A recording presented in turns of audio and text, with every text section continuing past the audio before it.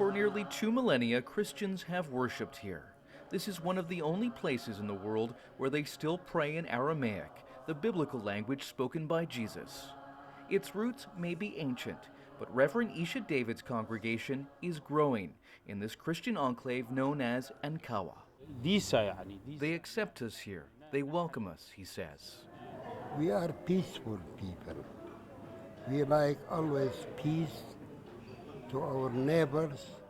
Amid the turmoil of the Middle East, this corner of northern Iraq has become a sanctuary for persecuted Christians. The latest arrivals fled from Mosul, where ISIS militants took control of the city. There is 2 families here, and 1 family here, 1 family here. In all, 6 new Christian families have arrived on this street alone.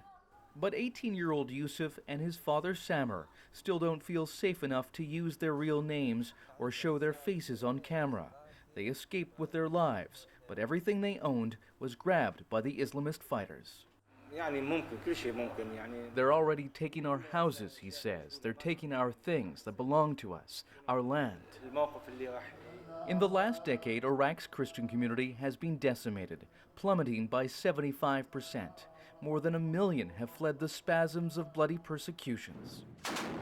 Combine that with the civil war raging in Syria and Iraq's latest crisis, and some 12,000 Christian families have found refuge in Ankawa.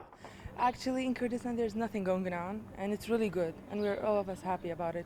What you notice is that most of the churches here are fairly new. In fact, at least 4 others are being built to accommodate the growing Christian community. But the influx has brought its own problems. There's a shortage of housing, and even though new buildings are going up, the cost of living is expensive. Half of the new arrivals will try to immigrate to join relatives in Europe, the US, and Canada. Yusuf isn't sure how long his family will stay, but one thing is certain, they will never return home. Do you think your family's going to go back to Mosul? No, it's impossible.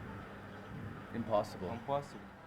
For now, they will stay in one of the few places where Arab Christians can find peace in a region plagued by chaos and religious violence. Stuart Greer, Global News, Ankawa in northern Iraq.